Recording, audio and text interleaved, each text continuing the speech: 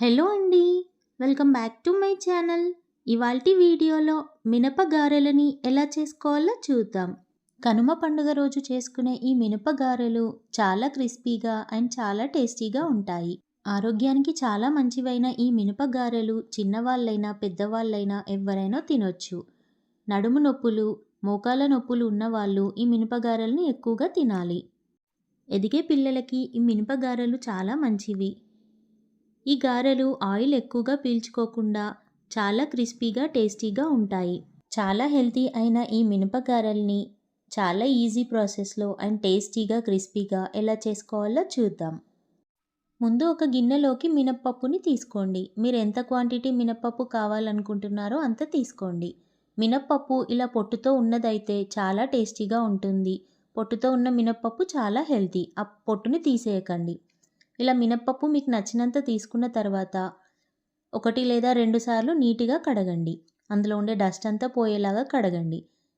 ఇలా కడిగిన తర్వాత 2 టేబుల్ స్పూన్ బియ్యంని తీసుకోండి. ఇలా బియ్యం వేసుకుంటే మినపగారెలు చాలా క్రిస్పీగా వస్తాయి. అందుకోసమే కొన్ని బియ్యం వేసుకున్నాను. ఇలా వేసుకొని మళ్ళీ వాటర్‌ని తీసుకొని మళ్ళీ ఒకసారి కడగండి. పొట్టు మొత్తం పోయేలాగా కడగకండి. పొట్టు ఉంటేనే చాలా మంచిది. ఇలా కడిగిన తర్వాత మళ్ళీ వాటర్‌ని తీసుకొని మూత పెట్టేసి 5-6 గంటలు నానబెట్టండి. ఓవర్‌నైట్ నానబెట్టారంటే ఇంకా బాగుంటుంది. ఇలా మినప్పప్పుని 5-6 గంటలు ఖచ్చితంగా నానబెట్టాలి. నానితేనే మంచిది. ఇలా నానిన పప్పులో ఉన్న వాటర్‌ని తీసేసి ఒక్కసారి కడిగి వాటర్ అన్నీ వడిచేలాగా ఇలా జాలీలున్న గిన్నెలోకి తీసుకోండి.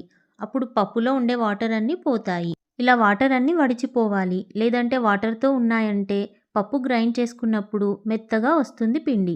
అలా రాకుండా కొంచెం గట్టిగా రావాలి. అందుకే వాటర్ అన్నీ వడిచిన తర్వాతనే మనం గ్రైండ్ చేసుకోవాలి.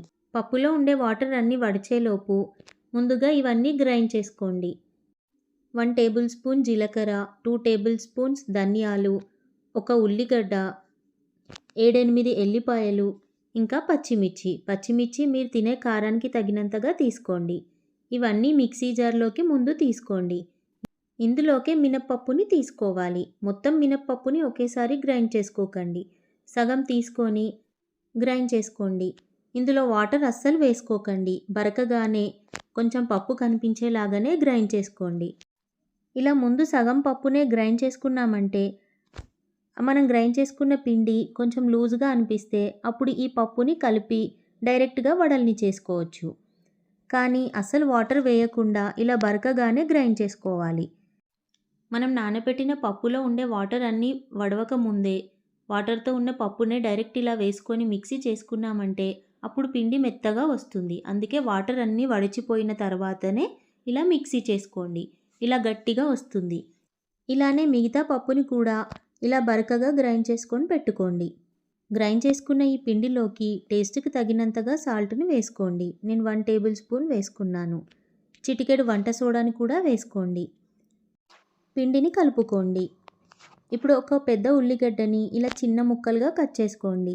కొన్ని పచ్చిమిర్చీలను కూడా అంటే మీరు తినే కారానికి తగినంతగా చిన్నగా కట్ చేసుకొని ఇలా పిండిలోకి ఇవి వేసుకోండి. కొంచెం కొత్తిమీర ఇంకా కరివేపాకుని కడిగి చిన్నగా కట్ చేసుకొని ఇందులో వేసుకోండి. ఇలా వేసుకొని పిండిని మొత్తం కలుపుకోండి. ముందు పప్పు గ్రైండ్ చేసుకున్నప్పుడు పచ్చిమిర్చి ఇంకా ఉల్లిగడ్డలు వేసుకొని గ్రైండ్ చేసుకున్నాము. కానీ మళ్ళీ పిండిలో ఇలా కొన్ని వేసుకున్నామంటే గారెలు తినేటప్పుడు చాలా టేస్టీగా అనిపిస్తాయి. ఇలా మొత్తం పిండిని కలిపి పెట్టుకోండి. కలిపిన తర్వాత కొంచెం పిండిని తిని చూడండి. సాల్ట్ తక్కువగా ఉంటే వేసుకోండి. కారం తక్కువగా అనిపిస్తే కొన్ని పచ్చిమిర్చీలను వేసుకోండి. మళ్ళీ పిండిని మొత్తం ఇలా కలిపి పెట్టుకోండి. ఇలా కలిపిన తర్వాత స్టవ్ ఆన్ చేసుకొని కడాయి పెట్టుకొని డీప్ ఫ్రైకి సరిపడా ఆయిల్ని తీసుకోండి. ఆయిల్ వేడయ్యేంత వరకు హై ఫ్లేమ్లోనే పెట్టుకోండి. ఇప్పుడు వడలు చేసుకోవడం కోసం ఇలా ఒక కవర్ని తీసుకోండి.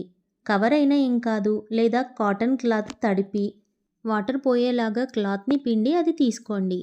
ముందు కవర్కి ఇలా ఆయిల్ని రాసుకోండి. ఆయిల్ వేడైందో లేదో చూసుకోవడం కోసం కొంచెం పిండిని వేసి చూడండి.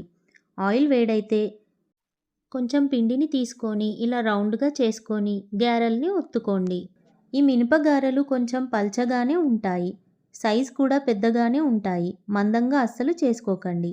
ఇలా చేసుకొని మధ్యలో హోల్ చేసుకొని ఆయిల్ వేడైన తర్వాత అందులో వేసుకోండి. ఫ్లేమ్‌ని లో ఫ్లేమ్‌లో పెట్టుకోండి. ఇలా గారెలు వేసుకునేటప్పుడు. ఇలానే మళ్ళీ కవర్‌కి కొంచెం ఆయిల్‌ని రాసుకొని గారెలని ఒత్తుకోండి. ఇలా గారెల్ని ఒత్తుకునే ముందు చేతిని కొంచెం వాటర్‌లో తడిపి ఇలా ఒత్తుకోండి. లేదంటే పిండి చేతికి అతుక్కుంటుంది. గారెలు చేసుకోరాదు. ఇలా చేసుకున్న తర్వాత ముక్కుట్లో వేసుకోండి. ఇలా చాలా సింపుల్‌గా వడలన్నీ కాటన్ క్లాత్ పైన లేదంటే కవర్ పైన ఈజీగా చేసుకోవచ్చు. కొంచెం ఆయిల్ రాసుకుంటూ చేతులు తడుపుకుంటూ గారెల్ని ఒత్తుకుంటూ ఇలా వేసుకోవాలి.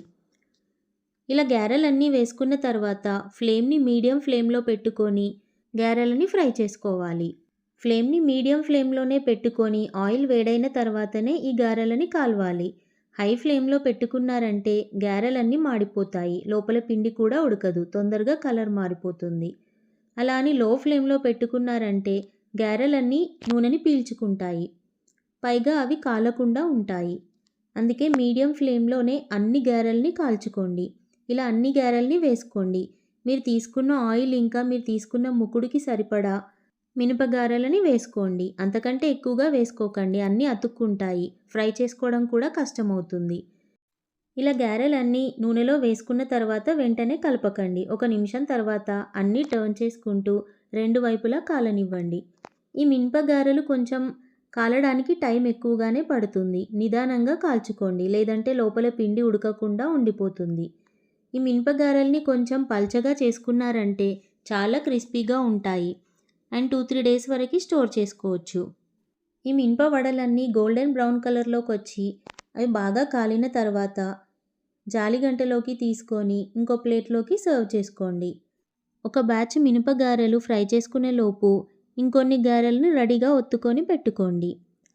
వెంటనే వేసుకొని మళ్ళీ ఫ్రై చేసుకోవచ్చు. ఆయిల్ ఏమీ చల్లారకుండా ఉంటాయి. అంతే అండి, చాలా సింపుల్ ప్రాసెస్‌లో మినపగారెల్ని చేసుకోవచ్చు. చాలా టేస్టీగా, క్రిస్పీగా ఉంటాయి ఈ మినప వడలు. ఆరోగ్యానికి చాలా మంచివైన ఈ మినప వడల్ని చిన్నపిల్లల నుంచి పెద్దవాళ్ళ వరకు ఎవ్వరైనా తినొచ్చు. ఈవినింగ్ స్నాక్స్‌గా అయినా, మార్నింగ్ బ్రేక్‌ఫాస్ట్‌గా అయినా కూడా చేసుకోవచ్చు. ఒక్కసారి మీరివి చేసి చూసారంటే మళ్ళీ మళ్ళీ చేసుకొని తింటారు. అంత టేస్టీగా ఉంటాయి ఈ హెల్తీ మినప వడలు. మీకు ఈ రెసిపీ నచ్చినట్టయితే మీరు ఈ ప్రాసెస్‌లో ఒకసారి ట్రై చేసి చూడండి. మీకు ఎలా వచ్చాయనేవి కమెంట్ సెక్షన్‌లో కమెంట్ చేయండి. నా వీడియోకి లైక్ చేయండి. మీ ఫ్రెండ్స్ అండ్ రిలేటివ్స్‌తో షేర్ చేయండి. నా ఛానల్‌ని సబ్స్క్రైబ్ చేయండి. మరికొన్ని ఇలాంటి హెల్తీ రెసిపీస్ నోటిఫికేషన్స్ కోసం పక్కనే ఉన్న బెల్ ఐకాన్ని క్లిక్ చేయండి. Thank you for watching.